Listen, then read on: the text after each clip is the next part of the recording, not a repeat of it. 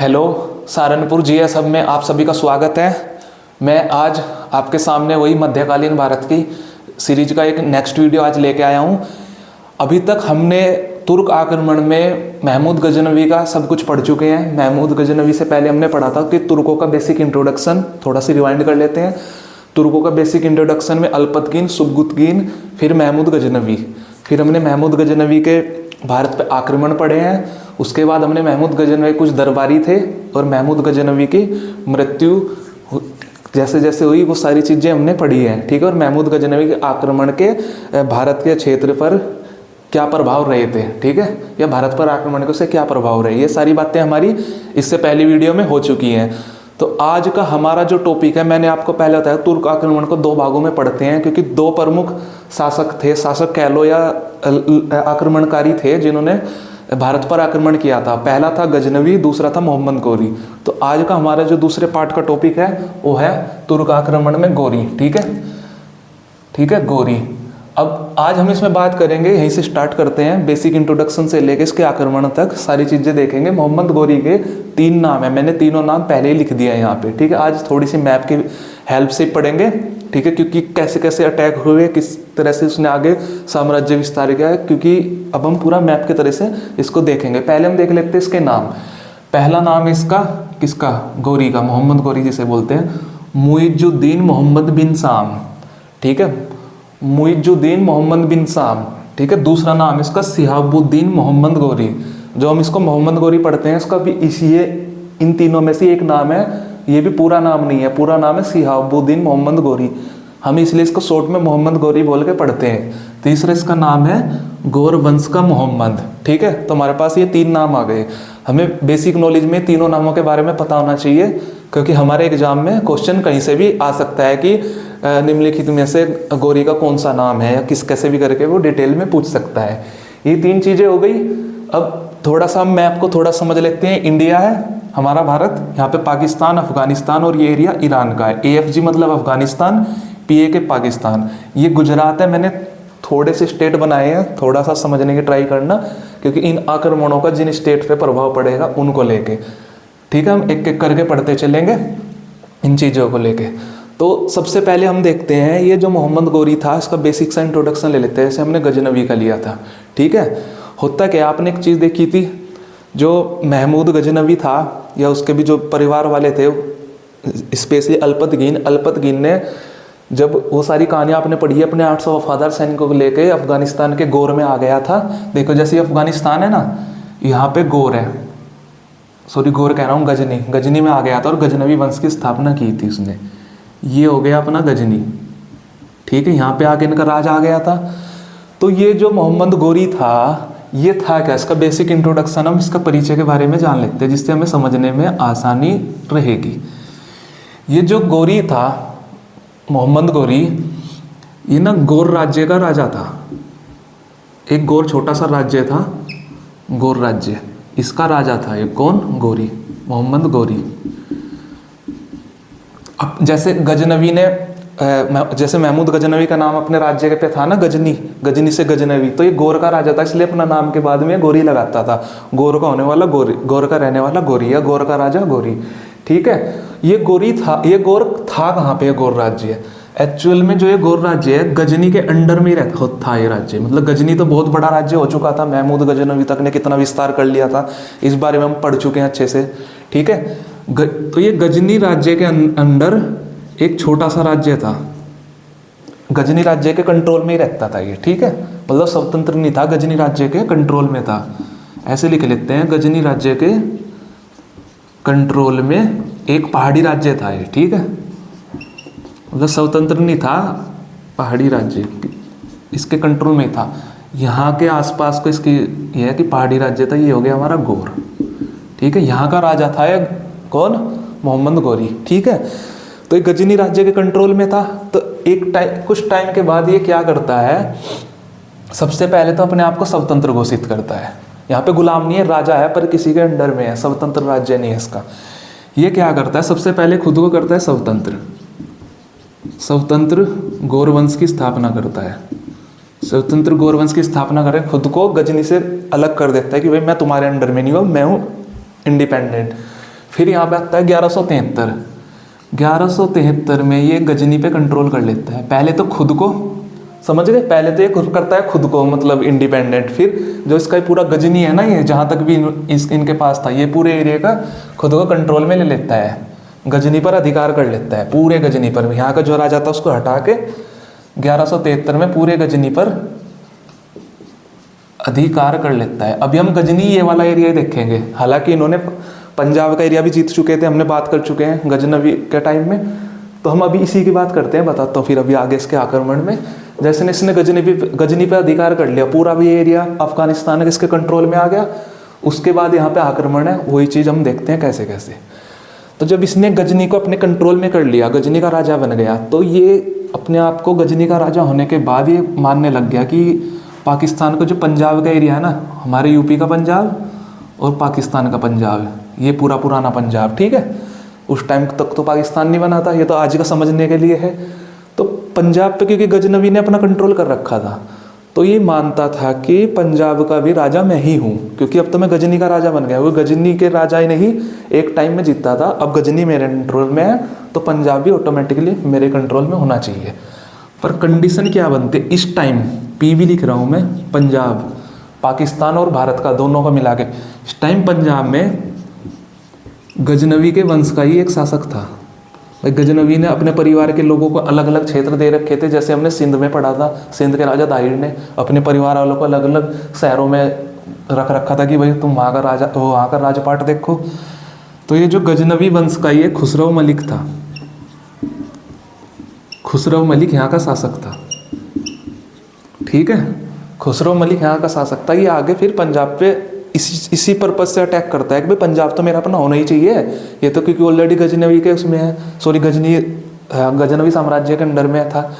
तो अब बात ये आती है, यहाँ से तो इसका बेसिक इंट्रोडक्शन हो जाता है, ठीक है। अब एक इंट्रोडक्शन में इसकी ये है कि इसको मोहम्मद गोरी को भारत में साम्राज्य, वास्तविक साम्राज्य को स्थापित करने वाला शासक माना जाता है, ठीक है। इसको लिख लेता हूँ पहले, भारत में साम्राज्य स्थापित करने वाला वास्तविक शासक, स्थापित करने वाला वास्तविक शासक कौन, मोहम्मद गोरी। शॉर्ट में लिख देता हूँ मोहम्मद गोरी, ठीक है। क्यों है ये वास्तविक संस्थापक, क्यों माना जाता है इसको, क्योंकि इससे पहले भी अटैक तो कर चुके हैं ना, मोहम्मद बिन कासिम ने भी अटैक किया, ठीक है, सिंध पे। उसके बाद भले कितने साल लगे, गजनवी ने किया अटैक, ठीक है, अल्पतगीन से पहले, सॉरी गजनवी से पहले सुबुतगीन ने किया था, गजनवी ने। पर इसको वास्तविक संस्थापक क्यों कहा जाता है, इसका रीजन ये है कि मोहम्मद बिन कासिम 712 में आया, उसने भी उस एरिया का से पैसे लूटे, वापस चला गया।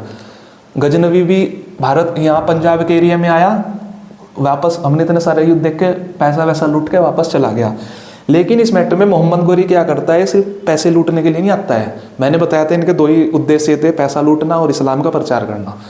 ये क्या करता है, ये खाली पैसे नहीं लूटता है, ये जिस एरिया को जीतता है वहाँ पे अपना राज्य बनाता चला जाता है, मतलब परमानेंटली सेटल होता चला जाता है वहाँ पे। ये ऐसा नहीं है कि धन लूटता और वापस भाग जाएगा, ये उस एरिया को जीत के अपने राज्य में मिलाता चला गया, अपना शासन चलाता इसने स्टार्ट करना शुरू कर दिया। इसलिए इसके टाइम पे सबसे ज़्यादा भारत में साम्राज्य विस्तार होगा। जैसे आपने देखा था कि गजनवी तो कन्नौज तक पे अधिकार करता है, बुंदेलखंड के, ग्वालियर के राजा तक पे विजय प्राप्त करके वापस चला जाता है, पर वो, ठीक है, गुजरात पे भी विजय प्राप्त करके वापस चला जाता है पाटन को जीत के। पर यहाँ पे क्या है कि ये वापस नहीं जाएगा, ये अपना साम्राज्य को स्थापित करेगा, इसलिए इसे वास्तविक संस्थापक माना जाता है, ठीक है, क्लियर। अब यहाँ पे देखते हैं हम इसका कैसे कैसे काम शुरू होता है। इसने 1175 से लेके 1206 तक भारत पे कई आक्रमण किए, ठीक है। एक चीज और याद रखना इसमें, इससे पहले गजनवी ने पहला आक्रमण कब किया था, 1000 ईस्वी में। ये कब करता है, 1175 में। पूरे 175 साल बाद, 175 वर्ष बाद इसका आक्रमण होता है। इतना क्लियर है। तब शुरू करते हैं 1175 से 1206 के बीच करता है। 1206 तक ही क्यों, क्योंकि 1206 के बाद में इसकी डेथ हो जाती है, वो हम सीक्वेंस में पढ़ के देखते चलेंगे एक एक करके, ठीक है। तो यहाँ पे मैंने वही पहले की तरह ही कुछ ईयर लिख दिए हैं, ठीक है, उनके आगे हम डिटेल में भरते चलेंगे, ठीक है। मैंने आपको पहले ही बताया था, ये पंजाब का जब ये गजनवी अपने अंडर में ले लेता है तो सोचता है गजनी को अपने अंडर में ले लिया कि पंजाब का भी मैं ही राजा हूँ। उस टाइम पंजाब पे कौन राज्य कर रहा था? खुसरो मलिक। तो ये पंजाब पे अटैक करके भाई इसको भी हटाऊं, गजनी तो मैंने अपने अंडर में ले ही लिया है, अब ये बचा है इसको भी हटा के पूरा ओल्ड जो अपना गजनी है वो सारा मैं अपने अंडर में लेके रहूँगा। इस चक्कर में अटैक करना शुरू कर देता है। और दूसरा इसके दिमाग में क्या था कि अगर इसे भारत जीतना है, देखो यहाँ पे पंजाब है पुराने वाला, भारत जीतना है तो इसको पंजाब जीतना ही पड़ेगा, ठीक है। पंजाब जीतना इसकी मजबूरी हो गया था अगर इसे भारत में आगे अपना विस्तार करना है साम्राज्य का। तो इसका पहला ही अटैक होता है। हम ऐसे पहले दूसरे तीसरे अटैक पे नहीं बात कर रहे, हम इंपॉर्टेंट अटैक पे बात करेंगे, ठीक है, सीक्वेंस में एक के बाद एक, जो जरूरी है हमारे लिए। पहला ये जरूरी नहीं कि पहले अटैक है कैसे है। तो 1175 में इसका अटैक होता है मुल्तान पे। भाई यहाँ तक का एरिया इसके पास आ गया है, यहाँ को मुल्तान है, यहाँ से आता है ये मुल्तान पे। ऐसे मैप से ना इजीली समझते रहेगा, वर्तमान के पाकिस्तान के मुल्तान पे सिंध क्षेत्र में हमला करता है ये मुल्तान पे। मैंने आपको एक चीज़ बताई थी, मुल्तान या सिंध क्षेत्र में एक करमतिया मुसलमान यहाँ पे रह के बसने लगे थे, नए संप्रदाय का निर्माण करा था। तो 1175 में मुसलमानों को हराता है ये वही मुसलमान है, ठीक है, मुसलमानों को हरा देता है, ठीक है, हरा देता है। तो क्या होता है, मुल्तान पे अब इसका अटैक वो अधिकार हो गया है, अब बढ़ता चला गया है। देखो यहाँ तक आ गया ये, यहाँ पे इसका एरिया बन गया है, यहाँ से यहाँ तक आ गया है, ठीक है। इसको मैं हटा देता हूँ क्योंकि फिर जगह कम पड़ेगी चीज़ों को डिटेल में लिखने के लिए, ठीक है। तो अब आते हैं हम यहाँ पे, दूसरा अटैक ये करता है 3 साल बाद ही, पूरे 3 साल बाद। यहाँ पे लिख देता हूँ मैं +3, ठीक है, दिखाई दे रहा है इसमें, हाँ दिख रहा है, ठीक है। 78 में पूरे 3 साल बाद, याद करने में भी इजी रहेगा, 3 साल बाद ये करता है गुजरात के पाटन पे। मैंने पहले एक वीडियो में कहा था कि अनहिलवाड़ जो थी गुजरात की राजधानी अनहिलवाड़ थी, अनहिलवाड़ का नाम मैंने पाटन बताया था। मैंने कहा था कि इसमें मुझे थोड़ा सा डाउट है, आज मैं कंफर्म बता रहा हूँ। जो वर्तमान का जो पाटन शहर है गुजरात का, यूनेस्को की वर्ल्ड हेरिटेज साइट में भी ये शामिल है। इसी का प्राचीन नाम अनहिलवाड़ था, कंफर्म बता रहा हूँ आज मैं डिटेल। तो पाटन वही यहीं पे ये अटैक करता है। अब गुजरात कहाँ है, ये एरिया गुजरात का है, तो पाटन पे यहीं पे मान लो, चलो यहीं को मान लेते हैं, ये गुजरात का एरिया हो गया, ठीक है। यहाँ पर अभी इधर अटैक किया इसने, इसे अटैक करने के बाद ये सारा एरिया इसके पास आ गया, तो यहाँ से करता है इधर आके अटैक। यहाँ पे आपकी याद होगा जब गजनवी ने आक्रमण किया था, यहाँ पे भीम फर्स्ट था। मैंने बताया था फर्स्ट का मतलब होता है पहला राजा, और उसी नाम से कोई दूसरा राजा आ जाए उसी वंश में तो उसे सेकंड बोलते हैं। ये जो पाटन में जो युद्ध होता है, ये गोरी वर्सेज भीम सेकंड के बीच होता है। भीम सेकंड, फर्स्ट पहले था हमारा। पहले में तो क्या था कि भीम फर्स्ट राजधानी छोड़ के भाग जाता है, पर भीम 2 ऐसा नहीं था। भीम 2 बहुत ही साहसी राजा था, ठीक है। इसमें क्या होता है, भीम 2 की जीत होती है और गोरी हार जाता है। यहाँ पे आया, हार गया, इसलिए से वापस भागना पड़ गया, ठीक है। तो ये एरिया इसके अंडर में ही नहीं आ पाता, इसको वापस चला जाना पड़ता है। याद रखने की बात यह है कि भारत में इसकी पहली हार थी, पहली हार थी, ठीक है। यहाँ पे हार जाता है, अभी और भी हारेगा ये, ठीक है, हार थी ये। इसके बाद ये इससे अगले ही वर्ष +1 फिर ये पेशावर पे आक्रमण करता है, इसे जीत लेता है। ये सोचता है भाई इधर तो मैं नहीं कर पाऊंगा, अपना इधर ही मामला बढ़ा लेता हूँ जितना भी जीत पाऊँ। यहाँ को ये पेशावर का एरिया जीतता है, थोड़ा सा और आगे आ जाता है। पेशावर जीतने के बाद ये देखो अभी तक यहाँ तक था, थोड़ा सा और आगे आता है, इस पंजाब के बिल्कुल पास आ गया है, लगभग आधा पाकिस्तान वर्तमान का इसने जीत लिया है। क्लियर, यहाँ पे जीत जाता है। इसके बाद 2 साल बाद, पूरे 2 वर्ष बाद, आई होप ऐसे करके समझ में आ रहा होगा आपको, पूरे 2 वर्ष बाद ये लाहौर पे अटैक करता है। लाहौर कहाँ को है, पूरे पंजाब के एरिया में, यहाँ को लाहौर, कहीं यहाँ को मान लेते हैं, ठीक है, ये लाहौर है, ठीक है। थोड़ा सा ऊपर नीचे हो जाए कोई इश्यू नहीं, जस्ट समझने के पर्पज से है ये, ठीक है। अब लाहौर में कौन था, मैंने आपको बताया था, यहाँ पे पंजाब का शासक कौन था, गजनी वंश का ही खुसरो मलिक। तो यहाँ पे क्या होता है, गोरी वर्सेज खुसरो मलिक। अब पंजाब में तो असली अब आया नहीं, अभी तो सिंध क्षेत्र कोई पकड़ रहा था, ये इंडिया पे डायरेक्ट अटैक करने की कोशिश करी, हार गया वापस। फिर इधर से सोचता है कि इधर तो मुश्किल है मामला, इधर को होके चलता हूँ मैं, ठीक है। जैसे यहाँ को अपना राजस्थान है वर्तमान का, ठीक है। गौरी वर्सेज खुसरो, इसमें क्या होता है, गौरी जीत जाता है, खुसरो हार जाता है। पर ये अभी इसे पूरे पंजाब को कैप्चर नहीं करता है एकदम से। ये क्या करता है, खुसरो से पैसे लेता है, धन लेता है और वापस हो जाता है, क्योंकि अभी से धन की जरूरत थी। धन लेकर गौरी वापस चला जाता है, गौरी वापस। अभी मतलब इसको मारा नहीं है, तो फिर से ही अभी इसका क्षेत्र यहीं तक है, पैसे लिए यहाँ तक आया, पैसे लिए वापस चला गया। फिर कुछ टाइम बाद, ये 4 साल बाद +4, 1185 में ये सियालकोट पे अटैक करता है। सियालकोट थोड़ा सा इधर का एरिया है, इधर का एरिया भी इतना इसके अंडर में आ चुका है। देखो अब इतना एरिया इसके कंट्रोल में आ चुका है, यहाँ से ये एरिया इसके कंट्रोल में आ गया है, ठीक है। सियालकोट भी इसी के अंडर में आ गया, क्लियर। उससे अगले ही साल अब इस पे अच्छी खासा एरिया इसका बढ़ता जा रहा है, ठीक है, पैसा वैसा भी आता जा रहा है।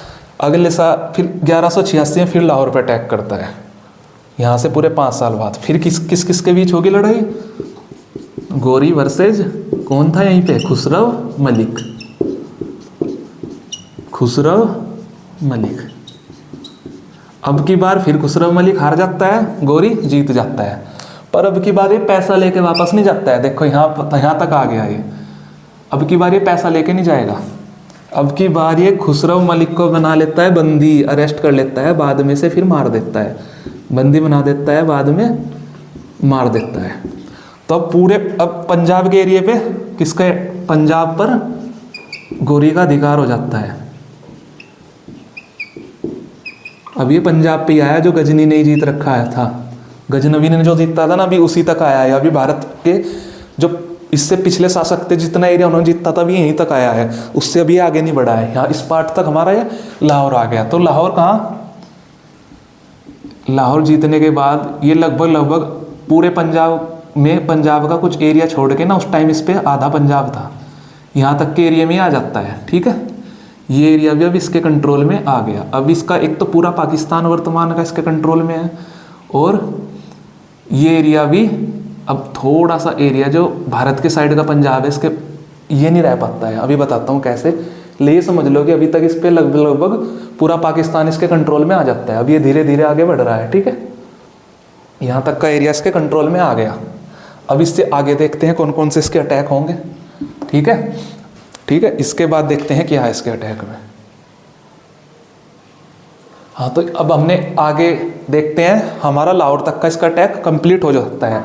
लाहौर के बाद ये कैसे आगे बढ़ता है, ठीक है। लाहौर के बाद 1189 में ये करता है भटिंडा पे अटैक। बताता हूँ कैसे ही क्या करता है।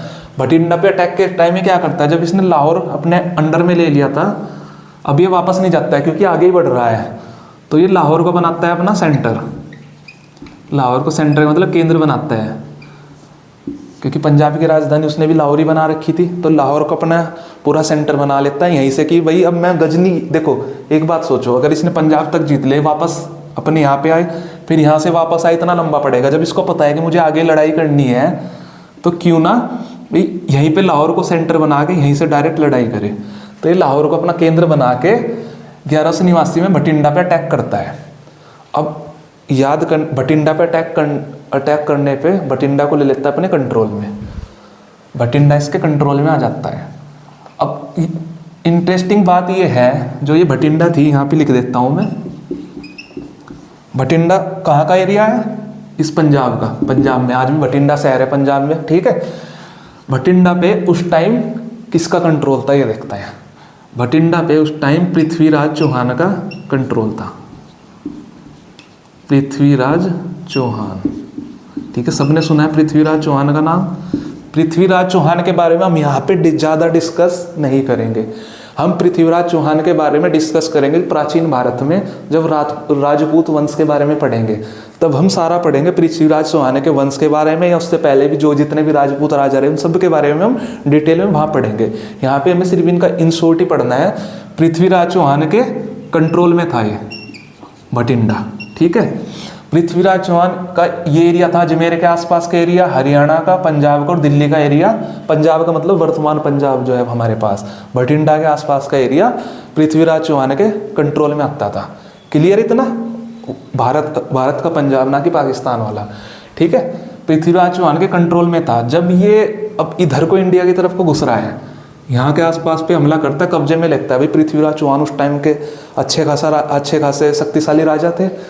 तो मोहम्मद गोरी के बठिंडा पे अधिकार करने से वो बहुत ज़्यादा क्रोधित हो जाते हैं, मतलब गुस्से में आ जाते हैं कि भाई तेरी ऐसी की तैसी, तू कैसे हमारे एरिया पे आगे बढ़ रहा है, नॉर्मल सी बात है। तो यही बठिंडा पे इसका अधिकार करना तराइन के प्रथम युद्ध का कारण बनता है। आपने जिसने पहले कभी पढ़ा है तराइन के युद्ध के बारे में पढ़ा होगा, जिसने नहीं पढ़ा है अब समझ लेगा। तो यही बठिंडा का दुर्ग पे कब्जा करना मोहम्मद गोरी का पृथ्वीराज चौहान के साथ तराइन के पहले युद्ध का कारण बनता है।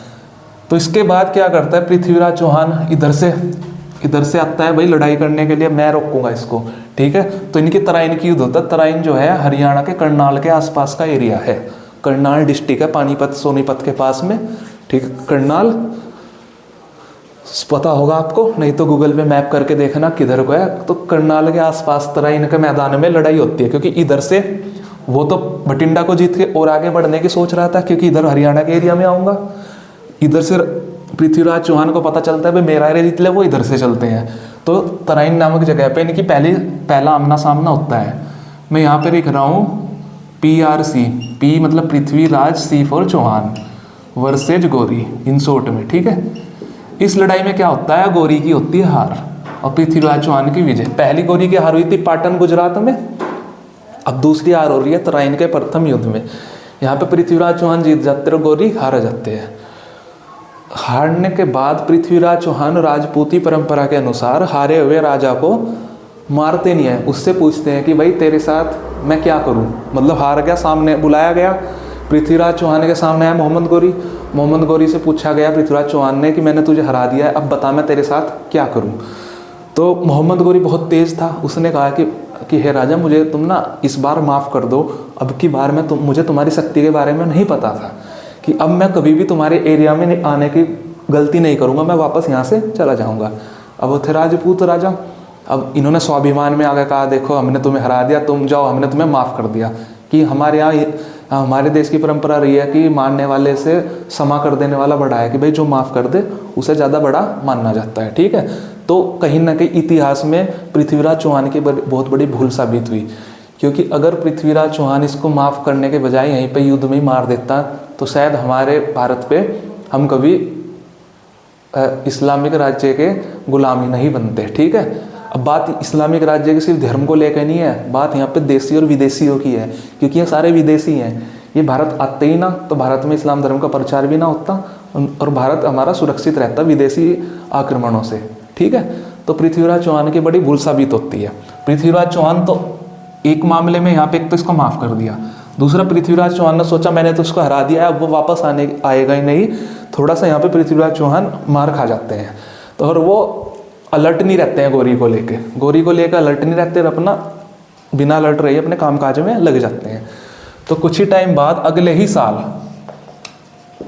साल यहाँ पे 2 साल का अंतर था, ठीक है। अगले ही साल इधर पृथ्वीराज चौहान तो मस्त, कोई तैयारी नहीं लगा, अब तो ये आएगा ही नहीं, डर के भाग जाएगा। मोहम्मद गोरी फिर से पूरी तैयारी के साथ आता है अगले साल, तराइन का दूसरा युद्ध होता है। यहाँ पे मैं सेकंड कर दिया। फिर किस के बीच, पृथ्वीराज चौहान वर्सेज गोरी। अगले ही साल फिर आ जाता, क्योंकि इसके अंदर तो धुन थी, मुझे तो पूरा एरिया जीतना है, ठीक है, और पैसे लेके नहीं भागना है कि मैं चलाऊँ ना, मुझे तो अपना ही स्टेट इस्टेब्लिश करना है। मैंने पहले बताया था कि तुर्कों का क्या एम था, इस्लाम धर्म का प्रचार और बहुत बड़े इस्लामी साम्राज्य की स्थापना करना। एम्पायर तो तभी बनेगा ना, अभी तो छोटा सा ही राज्य इसका, कितना, इतना और इतना, बस अभी तो इसको भारत जीतना था। तो आता है इसमें क्या होता है, गोरी अब की बार गोरी जीत जाता है और पृथ्वीराज चौहान हार जाता है। काश अगर पहले इसको मार दिया होता तो आज ये नौबत ना आती ना, समझ गए। गोली जीत जाता है। एक कहानी के अनुसार एक छोटा सा है, बता देता हूँ मैं, क्योंकि इसके बाद कन्नौज का युद्ध होगा। कन्नौज में गहड़वाल वंश के राजा थे एक, गहड़वाल भी राजपूतों का वंश था। गहड़वाल वंश के राजा जयचंद का राज था। कौन थे? जयचंद। अब कहा यह जाता है कि जो तराइन का दूसरा युद्ध हुआ था, इसमें जयचंद ने मोहम्मद गौरी की सहायता की थी। कैसे की थी उस चीज़ पे हम नहीं जाएंगे। इस वजह से भी पृथ्वीराज चौहान हार जाते हैं। ठीक है, तो अब जयचंद ने सहायता क्यों की थी इसके बारे में कहा जाता है, जयचंद की एक बेटी थी, पुत्री संयोगिता, जिसका नाम था संयोगिता। कहा जाता है कि, अब मैं उस चीज़ पे जा रहा हूँ, सच है झूठ है, जो चीज़ है मैं उसके पे बता रहा हूँ।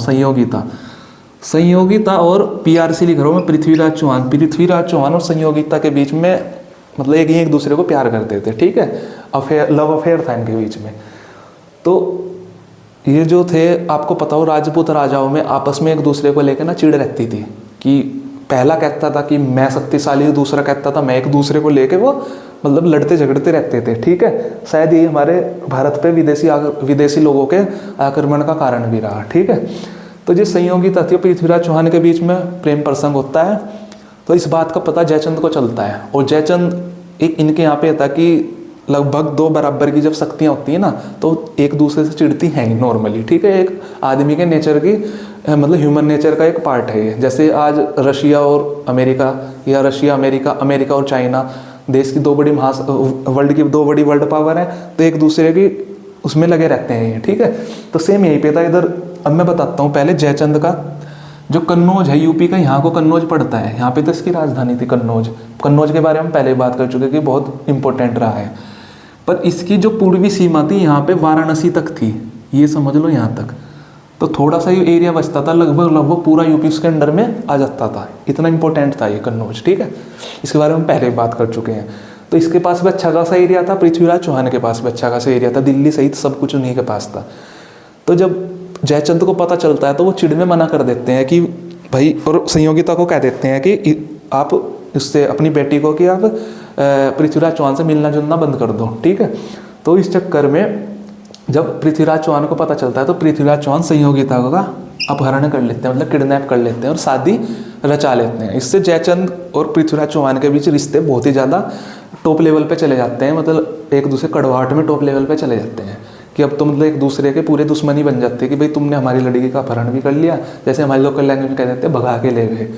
तो इस चक्कर में ये जयचंद चिढ़ते थे इनसे, तो इन्हें मौका चाहिए था पृथ्वीराज चौहान को हराने का। वो इसको मौका मिला तराइन के पहले युद्ध में, देखा कि तराइन के पहले युद्ध में गौरी हारने के बाद मौके ढूंढ रहा था कि कोई ऐसी ट्रिक निकाल लो जिससे मैं पृथ्वीराज चौहान को जीत लूँ। तो ये मिल जाती है ट्रिक उसको, कमजोरी पृथ्वीराज चौहान की, तो वो इसका साथ दे देता है। इस वजह से पृथ्वीराज चौहान हार जाता है। पर जयचंद को ये लगता था कि शायद मैंने इसके साथ दिया, मैं तो सेफ हूँ। ये जयचंद की खुद की बहुत बड़ी गलती होती है। कहा यह जाता है 1192 में तराइन के युद्ध में जब मोहम्मद गौरी जीत जाता है, पृथ्वीराज चौहान हार जाता है एक राजपूत राजा के हारने पे। इस हारने के बाद क्या होगा अपने आप सोच के देखो। राजस्थान का कुछ एरिया और हरियाणा से लेकर दिल्ली तक का एरिया और पंजाब का एरिया पूरा किसके अंडर में आ जाएगा? मोहम्मद गौरी के। भारत पे आ रहे हैं ये आगे अपना राज्य फैलाने। ये कहा जाता है कि एक राजपूत राजा के हारने पे और उसका राज्य छिन जाने पे और विदेशी राज्य के भारत में आने पे, विदेशी शासक के भारत में आने पे, एक तरफ जहाँ पृथ्वीराज चौहान के एरिया में लोग दुखी थे, रो रहे थे, वहीं पे कहा जाता है कि इसके कन्नौज में खुशी के मारे घी के दिए जलाए जा रहे थे। ठीक है, कि इसको ये था कि मैंने इसको हरा दिया, कि मेरा सबसे बड़ा शत्रु हट गया, अब मैं बहुत ऊपर हूँ। जो कि इसकी जयचंद की बहुत बड़ी भूल साबित होती है, क्योंकि गौरी का तो एक ही एम था, पूरे ही भारत को अपने कंट्रोल में लेना। देखो गौरी क्या करता है, जिसने साथ दिया 2 साल नहीं लगने देता है। 94 में चंदावर के युद्ध में कन्नौज पे अटैक कर देता है। कन्नौज में चंदावर का युद्ध होता है किस किस के बीच? गौरी वर्सेज जयचंद। देखा, अगर जयचंद को पता होता कि 2 साल बाद ये मेरे पे अटैक करेगा, क्या पता उस टाइम भी अगर ये पृथ्वीराज चौहान का ही साथ दे देता। पहले तो पृथ्वीराज चौहान ने गलती की कि अब की बार उस गलती को सुधार के उसको हटा देते, उल्टा उसने क्या किया, पृथ्वीराज चौहान के विरुद्ध गया। तो गौरी ने कहा अच्छा मैं तुझे भी नहीं छोड़ता। गौरी की जीत, जयचंद की हार, जयचंद मारा जाता है। ये हाल हुआ इसका। तो अब खुद सोच के देखो, जिसका एरिया कहाँ तक था, अब यहाँ तक पूर्वी उत्तर प्रदेश तक, वाराणसी तक आ चुका है कौन? मोहम्मद गौरी। अब गौरी का एरिया देखो कहाँ तक फैल गया। पाकिस्तान तो पूरा हो ही गया है, अभी गुजरात बच रहा है। यहाँ से लेके यहाँ तक गौरी आ गया है। यहाँ तक पे गोरी आ चुका है। क्लियर? भारत के कितने भाग में आ चुका है, मैं राजस्थान भी हटा रहा हूँ, कुछ और युद्ध हुए जिनमें राजस्थान भी कंट्रोल में आ चुका था। मेन हम देखते हैं, अब ये यहाँ तक आ चुका है। आधा यूपी भी इसके कंट्रोल में आ गया, थोड़ा सा यूपी बच रहा है नाम मात्र का। अब इधर बिहार, बंगाल, उड़ीसा की बात हम बाद में करेंगे। क्लियर? घोरी जीत गया, यहाँ तक अटैक बढ़ता जा रहा है आगे। अब देखते हैं 3 साल बाद 1197 में क्या क्या कहानी होती है। पूरे 3 साल बाद, अभी भी ये चुप थोड़े ही ना है। अभी एक चीज और, एक फांस जानते हो ना, उंगली में लग जाती है कुछ भी, या एक सुई अभी भी चुभ रही थी किसको, मोहम्मद गोरी को। क्या? गुजरात में ये हारा था, किससे? भीम 2 से। तभी कहाँ मान रहा था कि इतना एरिया जीत ले, छोटा सा एरिया क्यों बच रहा है। और आपको पहले बताया था कि व्यापार की दृष्टि से बहुत इंपॉर्टेंट था, और आज भी है। यहाँ पे क्या होता है, गोरी खुद नहीं जाता है, गोरी का एक गुलाम था। पहले लिख लेते हैं किस किस के बीच लड़ाई होती है। कुतुबुद्दीन ऐबक, वही कुतुबुद्दीन ऐबक, सही पकड़ रहे हो आप, जो दिल्ली में गुलाम वंश की स्थापना करता है। ठीक है, यही कुतुबुद्दीन ऐबक वर्सेज भीम 2 की लड़ाई होती है। भीम 2 की कहाँ होती है? आपने माउंट आबू सुना है? माउंट आबू राजस्थान में एक बहुत अच्छा टूरिस्ट प्लेस है। एमटी मतलब माउंट आबू के पास होता है, माउंट आबू के पास ये युद्ध होता है। भीम 2 और कुतुबुद्दीन ऐबक। ये कुतुबुद्दीन ऐबक था कौन? ये कुतुबुद्दीन ऐबक गोरी का गुलाम था। गुलाम के बारे में बात कर ही चुके हैं, ये था गोरी का गुलाम। तो कुतुबुद्दीन ऐबक को कहता है गोरी भाई उस एरिया में तुम जाओ और देख के आओ कि क्या मैटर है। तो इसमें कुतुबुद्दीन जीत जाता है और भीम 2 हार जाता है। क्लियर? तो अब जो ये एरिया बचा था, इस पे भी कंट्रोल किसका हो जाता है? इस एरिया पे भी कंट्रोल अब हो गया है मोहम्मद गोरी का। ठीक है, अब देखो, अब ये एरिया इसका यहाँ तक आ चुका है। गुजरात भी इनका, राजस्थान भी इनका, हरियाणा भी इनका, पंजाब भी इनका, और आधे 90% यूपी भी इनका। पाकिस्तान पहले कैप्चर हो चुका है, कितने एरिया पे आ चुके हैं। क्लियर है यहाँ से? अब एक इसका लास्ट अभियान होता है, इसी का अभियान अभी मैं बता रहा हूँ, क्योंकि हम डेट के हिसाब से चल रहे हैं। अभी बिहार और बंगाल पे भी अटैक होंगे। ठीक है, 1205 में इसका लास्ट अटैक होता है किस पे? भारत पे। ठीक है, अटैक होता कैसे है, ये कैसे बताता हूँ। यहाँ पे जीतने के बाद ना, ये उस एरिया, भाई देखो राज्य इनका, इसका यहाँ से लेके यहाँ तक हो गया, पर ऐसा तो नहीं है कि सारे रहेगा तो किसी एक ही जगह पे ना। ये तो इनको पहले तो क्या थे, लूट के वापस चले जाते थे। अब की बार ये जीत के यहाँ पे अब अलग अलग एरिया में किसी को, मतलब किसी अपने रिश्तेदार को या किसी अपने मंत्री को, अपने लोगों को, प्रशासनिक अधिकारियों को नियुक्त कर दिया है। भाई तू इस एरिया को देख, तू इस एरिया को देख, वापस अपने एरिया में यहाँ पे आ जाता है, अपनी राजधानी में। मतलब छोड़ के वापस नहीं आया, अपने लोग छोड़ दिए कि करो ये सारा एरिया मेरा है, पर बैठूंगा तो एक जगह। जैसे इंडिया है, इंडिया में प्रधानमंत्री मोदी है, बैठेंगे तो किसी एक जगह पे ना, दिल्ली में बैठते हैं, पर प्रधानमंत्री पूरे देश के हैं, वो हर एक जगह तो नहीं रह सकते ना एक साथ। तो ये वापस आके यहाँ से कंट्रोल करना स्टार्ट कर देता है। क्लियर?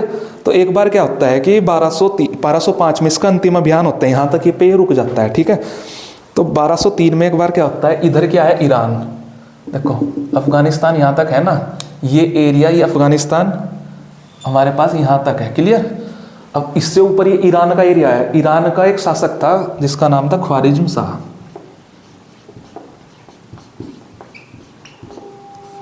ख्वारिज्म शाह क्या करता है, ख्वारिज्म शाह इसके गजनी पर अटैक कर देता है, गजनी पर अटैक कर देता है, यानी कि हमला कर देता है। तो उससे बचने के चक्कर में, ये शायद ख्वारिज्म शाह इससे ज़्यादा खतरनाक था, तो बचने के चक्कर में भारत में फिर आता है। ठीक है, कि भाई इधर के एरिया में आ जाता हूँ मैं फिर से। ठीक है, तो इसका अटैक 1205 में, इसका भारत अटैक नहीं मतलब अंतिम सैन्य अभियान था। भारत वापस आता है कि चलो भाई उधर का छोड़ देता हूँ, इधर का एरिया ज़्यादा अच्छा है, इधर के एरिया से मुझे ज़्यादा पैसे मिलते हैं, और थोड़ा सा एरिया बिठाता हूँ मैं, बढ़ाता हूँ। तो बस इसमें ये याद रखना है कि 1205 में इसका भारत में अंतिम अभियान था। फिर से आता है मतलब 1205 में अंतिम अभियान था। ये अभियान भी इसका पूरा नहीं हो पाया था, इसलिए इस पर बात करने की ज़रूरत नहीं है कि किस एरिया को जीतता है इसने दोबारा भारत में आके। मतलब अभियान करने के लिए आ ही रहा था कि काम इसका खत्म हो जाता है कैसे, मार्च 1206 में, 1205 में एंट्री की, मार्च 1206 में क्या है, सिंधु नदी मैंने बताया था, ये भी अब तो इसके कंट्रोल में, या पुराने टाइम में तो भारत का हिस्सा था। सिंधु नदी के पास एक जगह थी, ठीक है, वहाँ पे नमाज पढ़ रहा था, ठीक है। सिंधु नदी के पास एक जगह के नाम था दर्म्यक। सिंधु नदी के पास दर्म्यक नामक जगह थी एक, वहाँ पे नमाज पढ़ रहा था। वहाँ पे इस एरिया में खोकर थे, खोकर बोलते हैं जिन्हें। खोकर एक एसटी थी, एसटी मतलब जनजाति। खोकर जनजाति क्या करती है, इस पे नमाज पढ़ते हुए पे पीछे से हमला कर देती है, और हमला करने के बाद खोकर जनजाति ने अटैक किया और मोहम्मद गोरी यहीं पे मर जाता है।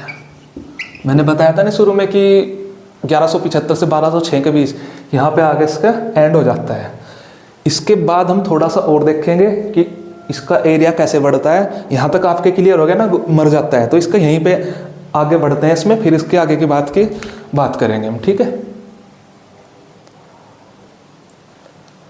तो हमने एक चीज देखी थी यहाँ पे, 1206 में मोहम्मद गोरी की मृत्यु हो जाती है, ठीक है। पर मुझे एक बात बताओ, 1206 में मोहम्मद गोरी की तो मृत्यु हो गई है, पर उसका राज्य तो सारे में फैला हुआ है ना। मैंने बताया अलग अलग एरिया में इसने अलग अलग लोगों को छोड़ रखा था। तो इसी में थोड़ा सा हम आगे बढ़ते हैं भाई। 1206 में तो इसकी मृत्यु हो जाती है, पर क्या होता है कि 1209 का टाइम आता है, अभी यहाँ तक का एरिया इसके पास है।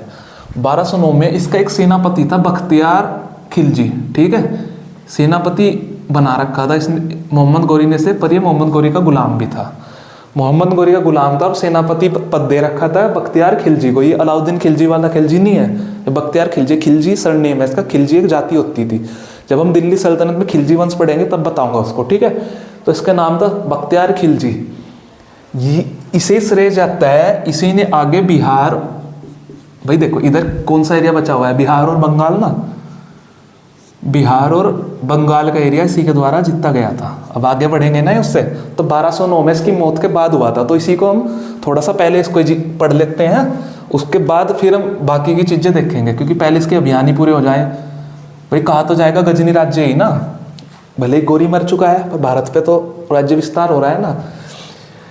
ये आदमी क्या करता है, यहाँ तक वाराणसी तक तो हो चुका, आगे बढ़ता है, बचा हुआ यूपी भी, और यहाँ को बिहार है, और ये बंगाल का एरिया, बंगाल का एरिया, ठीक है। बिहार मतलब बिहार, अब बिल्कुल मैप पे मत जाना, समझना है हमें।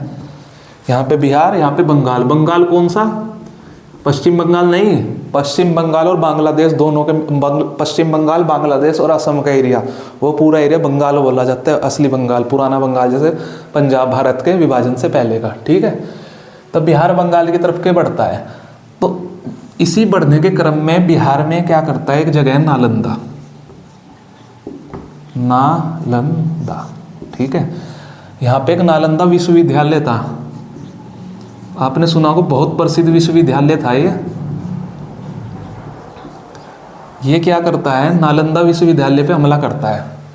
विश्वविद्यालय का मतलब यूनिवर्सिटी, कहाँ को, बिहार में, यहाँ को मान लो, ठीक है।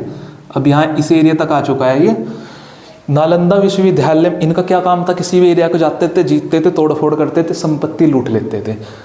पर सेनापति बख्तियार खिलजी ने क्या किया, जैसे इसमें नालंदा विश्वविद्यालय में गया ना, इसने, अब विश्वविद्यालय में आपको कौन सी संपत्ति मिल जाएगी, पैसा सोना तो मिलेगा नहीं, वहाँ पे क्या मिलेंगे, बुक्स, रिसर्च पेपर। आज की यूनिवर्सिटी से कनेक्ट करके चलो, कितना पैसा मिल जाएगा आपको, वहाँ पे मिलेंगे बुक्स, रिसर्च पेपर, ठीक है, या और भी बहुत सारी रिसर्च हुई होंगी, बहुत बड़े बड़े ग्रंथ, प्राचीन ग्रंथ, ठीक है, वही सब तो मिलेंगे ना।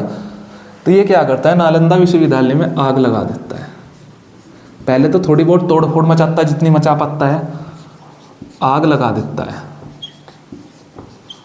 आग लगाने से क्या होता है, हजारों की संख्या में, हजारों प्राचीन बहुमूल्य कहूँगा मैं इनको, ठीक है, प्राचीन बहुमूल्य ग्रंथ या पुस्तकें, बहुमूल्य ग्रंथ और पुस्तकें, बहुमूल्य का अंदर जिनका मूल्य ही नहीं हमें पता क्या है, पुस्तकें जलकर, पुस्तकें जो है ना जलकर राख हो जाती हैं, ठीक है,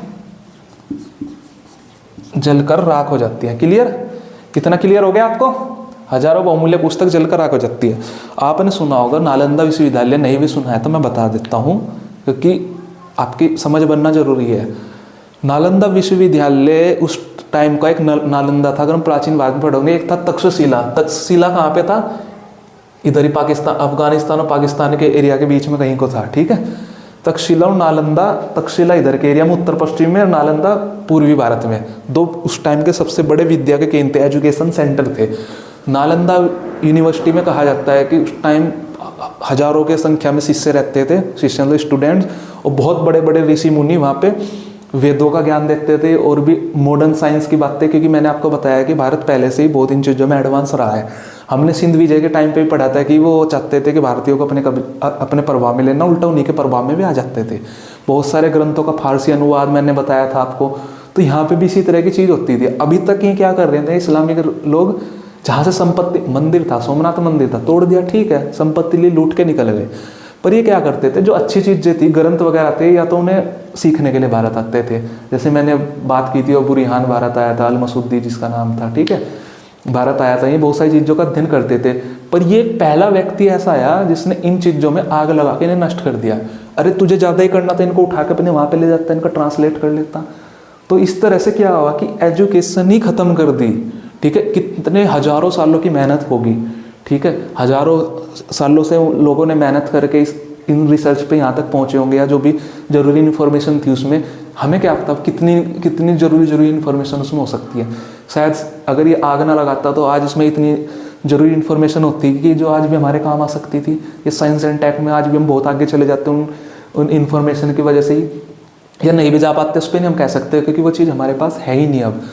तो ये जो बख्तियार खिलजी है ना, इसका ये सबसे बुरा काम यही रहा कि आपने मंदिर तोड़ दिया, मूर्तियाँ तोड़ दी, लूट लिया, ठीक है, ओके, पर शिक्षा को ही ख़त्म कर देने से बड़ा पाप इस दुनिया में शायद मुझे नहीं लगता कि कोई इससे बड़ा पाप होगा, ठीक है, कि इसने इन पुस्तकों को ही जला दिया, ठीक है। तो मेरे हिसाब से तो बख्तियार खिलजी को इतिहास कभी माफ़ नहीं कर पाएगा, इतिहास कभी माफ़ नहीं करेगा, कभी माफ़ नहीं करेगा। ये मेरा ओपिनियन है। आप भी अपना ओपिनियन देखना, इसके बारे में सोचना, आपको क्या लगता है। ठीक है, आपको बिहार जीतना था, जीत लो, यहाँ तक का भी तो एरिया जीत लिया है, जीत के आगे बढ़ो, राज करो, कुछ भी करो, लोगों को इस्लाम धर्म में परिवर्तित करो, या जो भी तुम्हारी अपनी इच्छा है करो।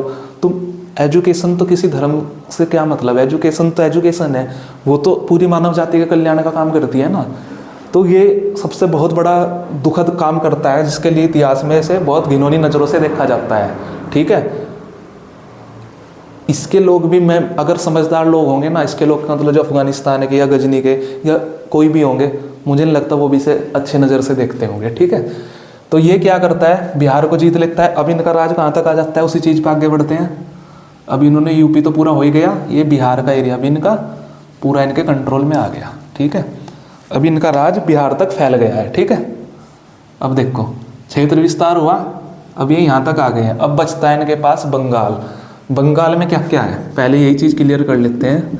हम बंगाल में कंफ्यूज हो जाते हैं कि बंगाल के अंदर आएगा क्या। WB मतलब आज का वेस्ट बंगाल, पश्चिम बंगाल, प्लस BD मतलब बांग्लादेश, प्लस असम, और आज का उड़ीसा का क्षेत्र भी इसी के अंदर में आता है। 1 2 3 4 एरिया को मिला के पूरा बंगाल बनता था। बंगाल काफ़ी बड़ा था, ठीक है, उस टाइम से बंगाल बोलते थे। होता क्या है, पहले थोड़ा सा बंगाल के बारे में पढ़ लेते हैं। यहाँ पे बिहार तो इसका हो चुका, बंगाल इसका बच रहा है, बिहार पे तो इसका कंट्रोल आ गया है, ठीक है। अब बंगाल की तरफ देखते हैं ये क्या काम करेगा। उस टाइम पे बिहार लिख दे, बिहार कह रहा हूँ, हम बात करेंगे बंगाल की, ठीक है, हमें बंगाल की बात करनी है। उस टाइम पे बंगाल में थोड़ा सा इंट्रोडक्शन लेते हैं, जैसे उसका लिया था हमने इंट्रोडक्शन, किसका, पंजाब का। बंगाल में ना सेन वंश का राज था, सेन वंश का। मैंने एक चीज़ ऐसी ओरली बताई आपको कि कन्नौज के लिए तीरपक्षी संघर्ष होता है, प्राचीन भारत की बहुत महत्वपूर्ण घटना है। इसमें गुर्जर प्रतिहार वंश, राष्ट्रकूट वंश और बंगाल के पाल वंश थे, ठीक है। इन पाल वंश के बाद ही सेन वंश आता है। इस पर अभी ज़्यादा नहीं जाना, प्राचीन भारत में आएगा। अभी इतना याद रख लो कि सेन वंश का राज था, ठीक है। अब यहाँ पे सेन वंश के राज में कौन राजा था इस टाइम, कब, जब ये बख्तियार खिलजी आक्रमण कर रहा है, लक्ष्मण सेन। अब देखो ये चीजें मैं आपको पता कि बताता हूँ, आपका डायरेक्ट क्वेश्चन आ सकता है कि जब बख्तियार खिलजी ने बंगाल पर आक्रमण किया उस टाइम बंगाल का राजा कौन था, या महमूद गजनवी ने जब उस पे पंजाब पे आक्रमण किया तो पंजाब में किसका राजा था, कौन राजा था, मतलब इस पे भी 2-3 तरह के क्वेश्चन, किस वंश का राजा था, राजा का नाम क्या था, लक्ष्मण सेन। बंगाल की राजधानी क्या थी उस टाइम, नदिया थी, नदी नहीं है ये, नदिया शहर का नाम था, नदिया लो मैं शहर लिख लेता हूँ जिससे कंफ्यूजन ना रहे। नदिया शहर बंगाल की उस टाइम राजधानी थी, ठीक है। लक्ष्मण सेन क्या थे, राजा। इतना क्लियर हो गया। एक और, इन लक्ष्मण सेन के दरबार में एक जयदेव नाम के कवि रहते थे, दरबार में कवि रहते थे, यहीं पे एक इन्फॉर्मेशन लिख लेते हैं, क्या नाम था उनका, जयदेव। ये बहुत फेमस कवि रहे हैं, इनकी एक पुस्तक का नाम है गीत गोविंद। इस पर कई बार क्वेश्चन भी नहीं है कि गीत गोविंद किसने लिखी है। गीत गोविंद जो बुक है ना, मैं लिख दिया इसको पुस्तक, जो गीत गोविंद पुस्तक है वो जयदेव ने लिखी है। किसके दरबार में कवि थे, लक्ष्मण सेन के। लक्ष्मण सेन कहाँ के राजा थे, बंगाल के। बंगाल किस वंश के थे, सेन वंश के। सेन वंश की इसकी बंगाल की राजधानी क्या थी, नदिया। इतनी सारी इन्फॉर्मेशन बंगाल के बारे में बेसिक मैंने दे दी उस टाइम, ठीक है। अब देखो कमाल की बात क्या होती है, बिहार जीत लिया इसने। कहा जाता है कि जब ये बख्तियार खिलजी बिहार जीत के ना, इसके मन में भी नहीं था कि ऐसे उसको जीत लेते हैं, किसको, बंगाल को। ये कुछ घुड़सवारों के, मतलब एग्जैक्ट मेरे को याद नहीं, 15-20 मान लो, 15-20 घुड़सवारों को साथ लेके बिहार की तरफ चलता है, मतलब बंगाल की तरफ चलता है बिहार से आगे, और नदिया जिले के पास, मतलब नदिया शहर के पास पहुंच जाता है जहाँ पे इसकी राजधानी थी। तो यहाँ पे देखना, जो इंटेलिजेंस सर्विस होती है ना, गुप्तचर, जैसे आज के टाइम इंटेलिजेंस सर्विस रो है हमारे पास, ठीक है, खुफिया विभाग समझ लो, उसका कितना इंपॉर्टेंट रोल होता है किसी भी राज्य के सुरक्षा में। यहाँ से समझना इस कहानी को, छोटी सी स्टोरी है ये। होता क्या है कि जब ये इधर को पहुँचता है ना, इसके जो खुफिया में, मतलब एक कोई जो जासूस मान लो, लक्ष्मण सेन का इसे लक्ष्मण सेन को झूठी इन्फॉर्मेशन दे देता है कि भाई बख्तियार खिलजी नालंदा विश्वविद्यालय इसने जला दिया, उससे पूरे इधर के एरिया में फैल चुकी थी बात आग की तरह कि भाई बहुत बड़ा काम किया इसने, तो बहुत बड़ा कांड कर दिया। तो फैलाता है कि वो बहुत बड़ी सेना लेकर बंगाल पे आक्रमण करने आ रहा है आपकी राजधानी पे, और आ रहा है क्या, मात्र 15-20 घुड़सवार से। वो जीतने भी नहीं आ रहा था, वैसे ही आ रहा था कि देख के आता हूँ आगे क्या है, कि उसको जीतना है तो फिर कैसे जीतूँ मैं। वो अपनी प्लानिंग के हिसाब से आ रहा था देखने के लिए पहले। तो इसको झूठी इन्फॉर्मेशन मिल जाती है, कोई हजारों, भाई वो तो बहुत बड़ी लाखों की सेना लेके आ रहा है। तो लक्ष्मण सेन डर के मारे अपने उस पे क्या बोलते, जासूस की बात पे यकीन करके अपनी राजधानी छोड़ के यहाँ से भाग जाता है, डर जाता है अभी भाई उसने तो, वो तो जीतता आ रहा है लगातार राजधानी छोड़कर कि मुझे भी हरा देगा। डर के मारे राजधानी छोड़कर ये भाग जाता है, सिर्फ उसकी है कि झुट्टी अफवाह के बारे में, मतलब इसने क्रॉस चेक भी नहीं किया कि ये सच है या झूठ है, एक बार वेरीफाई तो कर लेता। ये जब इसको पता चलता है, अरे भाई यहाँ का तो राजा मेरे से डर के राजधानी छोड़ के भाग जाता है, इससे गोल्डन अपॉर्चुनिटी क्या होगी, बिना लड़े सब कुछ मिल रहा है, तो इस पूरे एरिया पे फिर इसका कंट्रोल हो जाता है। यहाँ तक का एरिया भी है, बिना लड़े ही जीत लेता है। तो समझ में आया यहाँ तक? तो हमने यहाँ तक के सारे आक्रमण इसके पढ़ लिए हैं।